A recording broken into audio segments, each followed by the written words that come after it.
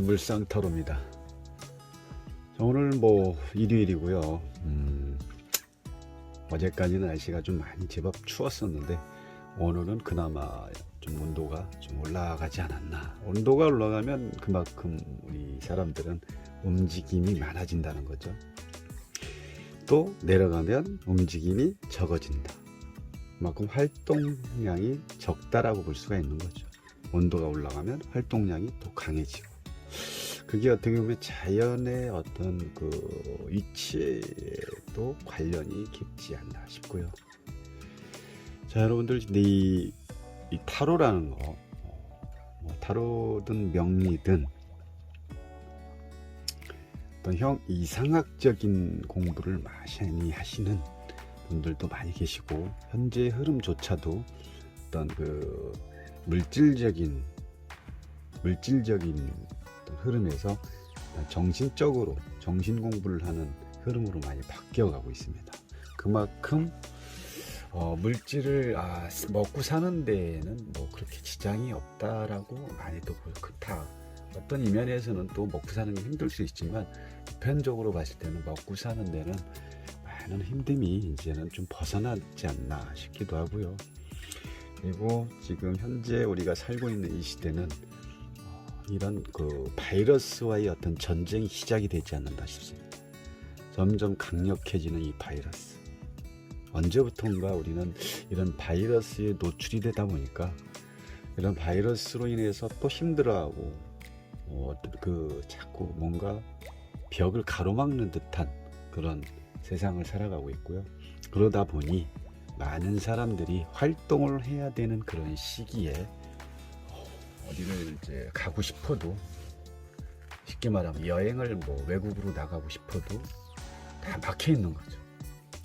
조금만 틈을 줘도 벌써 이런 그 바이러스에 의해서 또 다른 어떤 강력한 또 다른 바이러스에 의해서 또 이렇게 이런 팬데믹 상태로 가지 않나 싶습니다.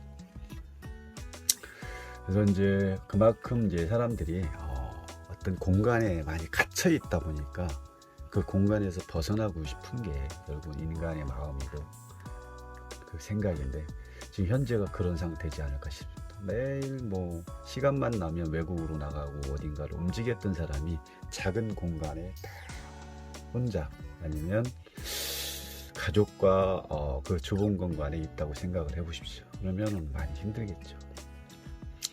어쨌든 요즘은 이 우울증 환자, 정신적으로 트라우마가 생기는 분들이 상당히 많은 것 같습니다. 상당히 많고요. 이런 부분을 이게 꼭 의사가 다 처방을 해줄 수 있는 부분은 아니거든요. 의사가 다 처방을 해줄 수 있는 부분도 아니고, 그래서 요즘 뭐 유튜브라든지 이런 데 보면 마음 공부를 하시는 분들도 많고, 저 또한 그 중에 한 사람입니다. 마음 공부를 해서 어떤 분별하지 않는 무분별자리를 찾기 위해서, 다르게 말해서 견성을 하기 위해서 많은 사람들이 지금 마음 공부를 하시는 분들이 상당히 많고, 저 또한 그 중에 한 사람이고, 저도 이 마음 공부를 통해서 견성의 어떤 초반을 체험을 하다 보니까 이 사는 게, 세상에 보는 눈, 시야 이런 게 많이 달라 보이는 어떤 느낌을 받았습니다. 견성하기 전에 이 어떤 상황은 그런 거를 뭐 머리로만 받아들이고, 또한 그 견성하신 분들이 말씀하시는 내용에 대해서 머리로만 이해를 하다 보니까 다 뭐 알 것 같은데, 결론적으로는 마음으로 이걸 다 받아들일 정도가 돼야 되는데, 그렇지 않으면은 어떤 깨달음의 단계에 접어들지 못하는 거거든요.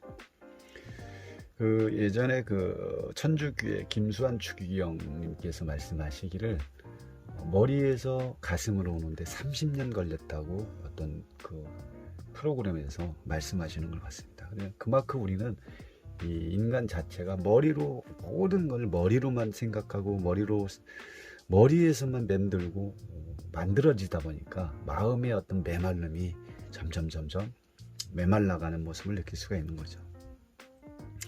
그러다 보니까 정신적인 질환 환자들이 많을 수밖에 없고, 또 이런 도공부라든지 아니면 이런 타로라든지 이상학적인 명리 공부라든지 이런 공부를 찾아서 헤매이는 사람도 많다라고 볼 수가 있습니다. 근데 결론적으로는 그런 분들이 이런 공부 자체가 쉽지 않기 때문에 어느 선까지는 가다가 또 힘드니까 내리막길을 탄다거나 자기하고는 맞지 않는다고 해서 또 다른 길을 선택하는 분들도 많습니다. 어쨌든 뭐 주저리 저저리 지금 뭐 제가 이제 말씀을 드리고 싶은 얘기는 뭐냐, 이 타로라는 어떤 아주 진짜 이 멋진 이 도구라고 하죠. 이 어떤 점성하고 연결되어 있는 이 타로의 어떤 원리라든지 형태, 모든 거에 대한 너무 기가 막힌, 너무 진짜 타로를 보면서 감탄할 정도의 그 경이로움을 느낄 때가 많습니다. 왜냐, 우리 일반 사람들이 뭐 타로를 보러 온다거나 뭐 이런 부분도 많죠. 근데 너무 일반 타로 공부를 깊게 안 하거나 접해보지 못하신 분들은 그냥 점의 개념에서만 이 타로를 이해를 하고 그렇게만 알고 있고, 타로 하면 또 너무 쉽게만 생각한다는 게 참 문제 아닌 문제죠. 당연히 뭐 공부를 깊게 안 하고 또 타로에 대한 어떤 깊은 지식이 없으면 그렇게 생각하는 게 뭐 당연합니다. 저도 뭐 그렇게 오랜 세월을 타로 공부를 하진 않았지만 명리 공부도 하고 있고 타로 공부를 하고 있고 점성학 공부, 또 여러 가지 공부를 지금 여러 가지를 제가 공부의 어떤 깊이를 파기 위해서 하고 있으면서 느끼는 점은 뭐냐면, 타로라는 이 어떤 오컬티즘의 어떤 신비한 이 철학적 어떤 이 카드, 철학에 의한 이런 내용들에 의한 카드를 보면 상당히 심오하고 견고하고 진짜 경이롭습니다. 명리라는 이 사주학 명리학만 깊은 게 아니라 이 타로의 어떤 이 전체적인 78장의 의미를 하나씩 보면 인간의 어떤 기륭 화복과 인간이 살아가는 시작부터 끝까지 죽음까지 어떤 그 상황이 다 카드에 들어있다는 거죠. 우리 명리로 보면 사주팔자의 어떤 그 자기가 타고난 바코드 안에 내 인생의 전반부터 후반까지 담겨 있듯이, 그래서 이제 타로 저희 명리 또한 뭐 상당히 깊고 힘듭니다. 공부가 깊이 들어갈수록 어렵고, 근데 타로 또한 쉬운 게 아니다. 일반 사람들이 명리는 깊고 타로는 우습게 또 생각하시는 분들이 있는데, 공부를 하면 할수록 이 타로라는 이 어떤 신비적인 이 도구는 인간의 어떤 내면적인 부분을 다 타로 카드를 통해서 읽어낼 수 있다는 거죠. 결국은 인간은 의식을 많이, 우리가 생활하는데 의식을 쓰고 무의식 속에 어떤 생각을 끄집어낼 수 있는 도구 중에 한 가지가 타로라는 거죠.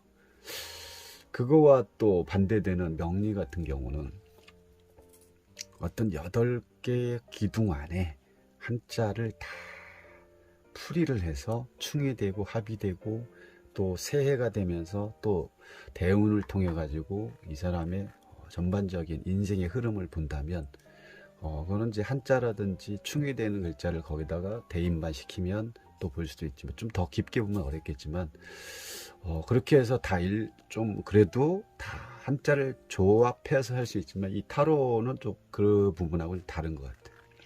이 타로는 이 리딩이라는 거, 이 4개의 카드 속에 그 질문을 통해서, 상대의 질문을 통해서 어떻게 이건 뭐 충이되고 합의되고 그게 아니라 타로 카드의 모양, 이미지를 통해서 물상학적으로 설명을 할 수 있어야 된다고 봅니다. 그러니까 상당히 깊고 아주 그 명리로 본다면 해수와 같은 해수 바다와 같은 그런 어떤 깊은 학문이다라고 볼 수가 있는 거죠.